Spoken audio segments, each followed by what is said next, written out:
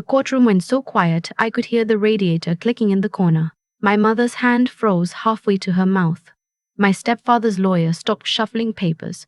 And Judge Harriman, a man I'd watched preside over 3 different motions with the patience of a tired school teacher, suddenly leaned forward and said the words, "I will remember until the day I die. Bailiff, lock the doors. Nobody leaves this room." I didn't move. I didn't smile. I just kept my hands folded on the wooden table the way they taught us at Camp Lejeune, the way you keep your hands when you're standing at attention and your whole life is about to change. Across the aisle, my mother turned her head slowly toward me, and for the first time in 29 years, I saw fear in her eyes instead of disappointment. But I'm getting ahead of myself. Let me start where it started, which was a kitchen in Boise, Idaho on a Tuesday in March with a casserole dish I didn't remember bringing. My name is Cora Wexler. I'm 31 years old. I served 8 years in the United States Marine Corps as a logistics specialist, 2 tours in Helmand Province, 1 in Djibouti. I came home in 2022 with a Bronze Star, a back that aches when it rains, and the quiet understanding that some people in your life will never see you the way you see yourself. My mother is one of those people. My stepfather is another. And my half-brother, well, he was supposed to be different. The kitchen I was standing in belonged to my late father's farmhouse in Garden Valley, about an hour outside Boise. He'd left it to me in his will when he passed in 2019, along with 22 acres of pine and meadow, a barn that needed re-roofing, and a small herd of quarter horses he'd been training for therapy work. I was deployed when he died. I didn't make it home for the funeral. I've never quite forgiven the Marine Corps for that, and I've never quite forgiven myself either. My father and my mother divorced when I was 4. She remarried a man named Brent Holloway within the year, and Brent became the architect of every Sunday dinner, every birthday party, every Christmas morning of my childhood. He wasn't cruel. He was just cold the way certain men are cold, the kind of cold that makes you think you must have done something wrong because nothing else explains it. My half-brother Tanner came along when I was 7, and from the moment he could walk, he was the sun in that house, and I was the moon that orbited him without anyone really noticing. I joined the Marines at 19 because my father had been a Navy man and because I wanted to be somewhere people would have to look at me when I spoke. It worked. The Corps saw me. My family did not. So there I was on a Tuesday in March, standing in my own kitchen, holding a casserole dish that my mother had apparently brought over the day before while I was in town picking up feed. She'd let herself in with the spare key my father had given her decades ago and never asked back for. I noticed the dish. I noticed the smell of her perfume still clinging to the curtains, and I noticed that my father's old leather-bound ledger, the one he kept on the roll-top desk in the den, had been moved. Not stolen, moved. 3 inches to the left, the spine angled differently than I'd left it. I knew because I dusted that desk the morning before. I sat down at the kitchen table and called her. "Did you come by yesterday?" "Cora, honey, hi." "Yes, I dropped off a tuna noodle. I figured you'd be hungry after the auction. Why were you in the den?" There was a pause. A long one. The kind of pause that tells you everything. I wasn't in the den, sweetheart. I just left the dish in the kitchen. I hung up. I sat there for a while with my hand on the table. Then I walked into the den, opened the ledger, and saw what she'd been looking for. My father, before he died, had drafted a second will. A revised one. He'd told me about it on the phone when I was in Djibouti, in one of those rambling calls where the satellite kept dropping out, and I could only catch every 4th word. He said he'd changed some things. He said he was sorry. He said he wanted me to know that the farm was mine, the horses were mine, and there was something else, something I needed to look for when I came home, in the green box behind the books. I'd forgotten about that call. Or maybe I'd put it away the way you put things away when you're getting shot at twice a week. But seeing the ledger moved, seeing the indentation in the dust where it had sat for years, I remembered. I went to the bookshelf. I pulled out the leather-bound copy of Moby Dick that my father had read aloud to me on rainy Sundays when I was small, the only book on that shelf he'd actually loved. Behind it was the green box. Inside the green box was an envelope. Inside the envelope was a handwritten codicil dated 6 weeks before my father's death, witnessed by his attorney and his oldest friend, and notarized by a woman in Cascade whose stamp was still crisp. The codicil said that in the event of his death, the farm and all its assets were to pass to me, and that under no circumstances was his ex-wife Marlene Holloway or any member of her current family to have any claim on the property, its proceeds, or any portion of his remaining estate. He'd written a line at the bottom in his own shaky cursive. "Cora, you've earned everything I have. Don't let them take it." I read it 3 times. I cried for the first time in maybe 4 years. Then I made copies, locked the original in a safety deposit box at the credit union in town, and went on with my life. The horses needed feeding. The barn needed re-roofing. A girl from the VR had reached out about bringing some veterans up for a weekend equine therapy pilot, and I had 1,000 things to figure out before I could say yes. I didn't tell my mother I'd found anything. I didn't tell my brother. I figured if they were already snooping, they'd reveal themselves soon enough. I was right. It took 11 days. The letter came on a Friday, certified mail from a Boise law firm I'd never heard of. My mother and Brent were filing a civil suit contesting the validity of my father's original will.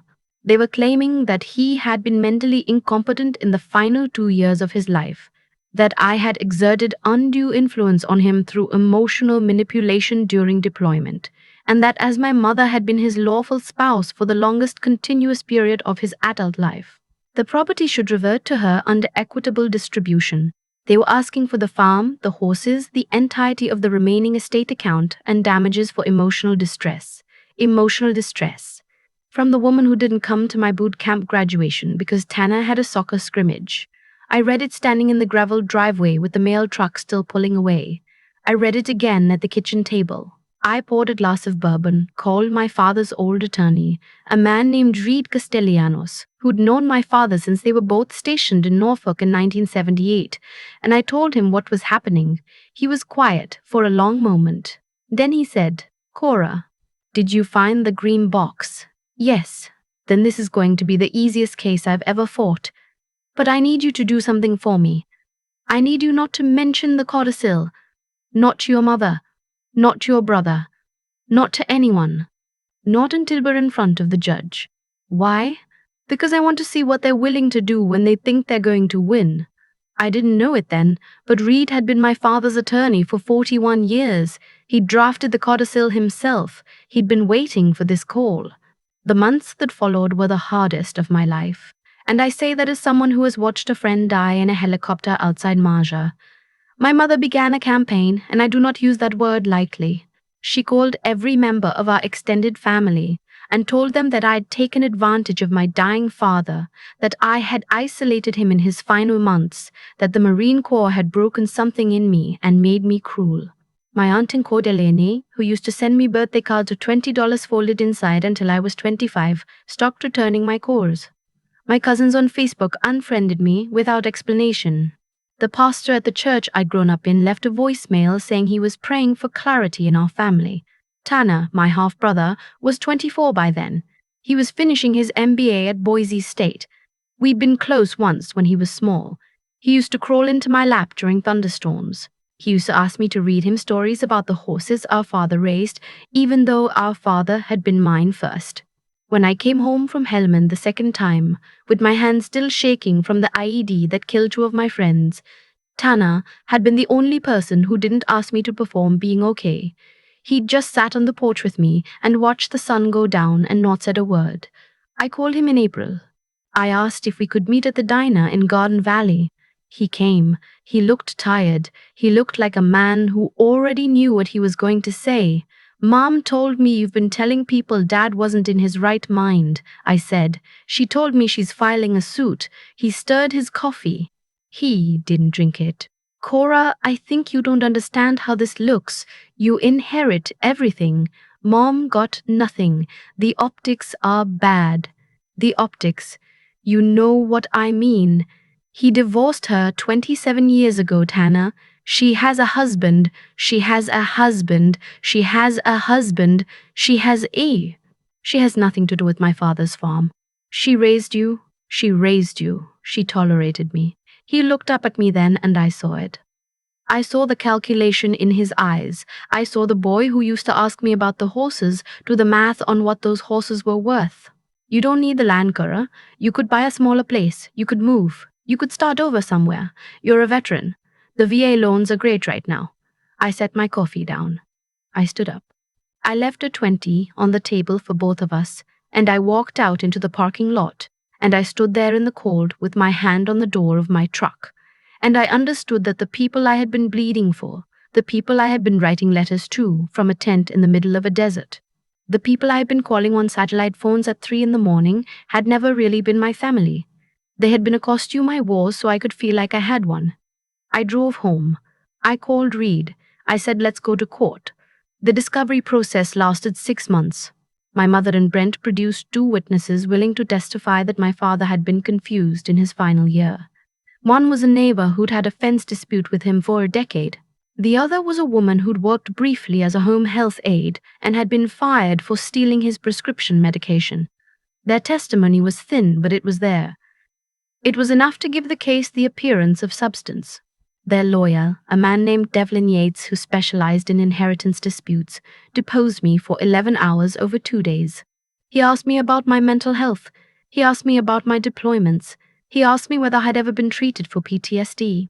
He asked me whether I'd ever raised my voice at my father. He asked me whether my father had ever expressed fear of me. He asked me, with a small and careful smile, whether the Marine Corps had perhaps trained me in techniques of psychological coercion. I answered every question. I did not raise my voice. I did not cry. I did not tell him about the codicil.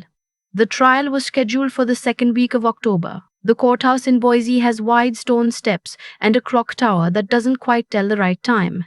I wore my dress blues. Reed had asked me not to at first. He said it might look performative. But I told him my father had bought me my first set of dress blues when I made corporal. And if I was going to defend his last wishes, I was going to do it in the uniform he was proudest of seeing me in. My mother wore a navy blue dress and a string of pearls I recognized from my grandmother's jewelry box. Brent wore a gray suit. Tanner sat behind them in the 2nd row in a sport coat that didn't quite fit his shoulders, and he would not look at me. The first 2 days were testimony from their side. The neighbor told his story. The home health aide told hers. A psychiatrist who had never met my father gave a generalized lecture on cognitive decline in elderly veterans. Their lawyer painted a picture of a confused old man, isolated on a remote farm, manipulated by a daughter he barely knew, who had used her military training to bend his will toward her own enrichment. On the 3rd day, my mother took the stand. She cried.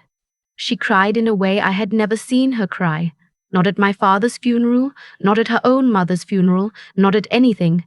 She talked about the years she had been married to my father.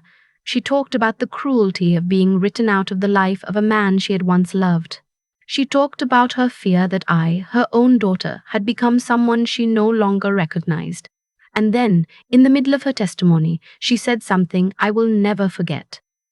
My daughter, Your Honor, she came back from those wars with a darkness in her. She wasn't the same girl. I tried to reach her. I tried to bring her home to God, but she wouldn't listen, and I truly believe that whatever she did to make my ex-husband sign that will, she did it because the Marine Corps taught her that civilians don't matter, that we're just collateral damage. The courtroom went still. Devlin Yates nodded slowly. The judge made a note. And from the back of the room, I heard Tanner stand up. I heard the bench creak as he rose. And I heard him say in a voice that cracked on the 2nd word, "Mom, stop. Please just stop." My mother turned to him. Her face went white. "Sit down, Tanner." "No, sit down." But he didn't sit down. He walked up the center aisle. He walked past me without looking at me, and he walked up to Reed, and he handed Reed a manila envelope. Then he turned and walked back to the bench, and he sat, and he put his face in his hands, and he cried the way a man cries when he's been carrying something for a long time and finally set it down. Reed opened the envelope. He read it. He looked up at me. "Your Honor," he said, "permission to approach the bench with new evidence." Judge Harriman waved him forward. Reed handed up the envelope. The judge read, and read, and read. and his face, which had been neutral for 3 days, went through a slow and terrible change. The kind of change a face makes when a man realizes he has been lied to in his own courtroom. That was when he leaned forward. That was when he said the words, "Bailiff, lock the doors. Nobody leaves this room." What was in the envelope was this: Tana had been recording his mother. Not maliciously, not at first. He'd been recording her because he was a business student and because she'd been pressuring him for months to help her draft a strategy for the lawsuit, and he'd wanted to keep track of what she was asking for. But over the months, the recordings had become something else. They had become a confession. She had told him in detail how she had snuck into my father's house in his final weeks and tried to get him to sign a new will. She had told him how she had paid the home health aide to lie. She had told him how Brent had hired the neighbor to manufacture testimony. She had told him in a recording from August that she did not actually believe my father had been incompetent. She had told him she believed I had earned the land. She had simply decided that earning was not the same as deserving, and that as my mother, she deserved a portion regardless. Tana had also, the envelope contained, made copies of emails between Brent and Devlin Yates discussing the fabrication of evidence. There was a check stub for a payment to the home health aide. There was a deposit slip from the neighbor's account that matched the day after Brent had visited his house. And there was one more thing. A separate sealed letter from a federal agent in the Boise field office, addressed to Judge Harriman requesting that he be notified the moment any of these documents were submitted into a court of law. Because the same Devlin Yates had been under investigation for 2 years for inheritance fraud across 3 states, and the FBI had been waiting for exactly this evidence. Judge Harriman finished reading. He set the papers down. He looked at my mother. He looked at Brent. He looked at Devlin Yates, whose face had gone the color of an old bedsheet. "Counselor," he said to Yates, "you are going to remain seated. Bailiff, please contact the marshals and the Boise field office. I want to tell you that I felt vindicated. I want to tell you that I felt the warm golden flood of justice the way they describe it in movies. But what I felt, sitting at that table in my dress blues, was something quieter. I felt sad. I felt sad for the woman across the aisle who had spent her whole life believing that the love she gave was a debt that could be called in. I felt sad for the man beside her who had married a woman he could never quite reach and had decided to take it out on her daughter. I felt sad for the boy in the back row who had loved his father and his mother and his sister, and who had figured out at 24 years old that he could not love all 3 of us at the same time without breaking. The judge ruled in my favor that afternoon. The codicil was entered into evidence and authenticated by Reed. The original will was upheld. The countersuit Reed had filed for malicious prosecution moved forward in a separate proceeding. My mother and Brent were both indicted within 90 days. Federal charges, conspiracy to defraud, witness tampering, and a few other things I no longer remember the names of. Devlin Yates was disbarred and is currently serving 38 months at a facility in Sheridan, Oregon. The home health aide took a plea deal. The neighbor moved to Arizona. Tana came to see me 3 weeks after the verdict. He sat on the porch of the farmhouse, on the same bench where he'd sat with me when I'd come home from Helmand. He didn't say anything for a long time. The horses were in the lower pasture. The sun was going down behind the ridge. Finally he said, "I should have come to you sooner. Yes, I was scared of her. I know. I'm sorry, Cora. I thought about a lot of things in that moment. I thought about the years I had spent trying to win their attention.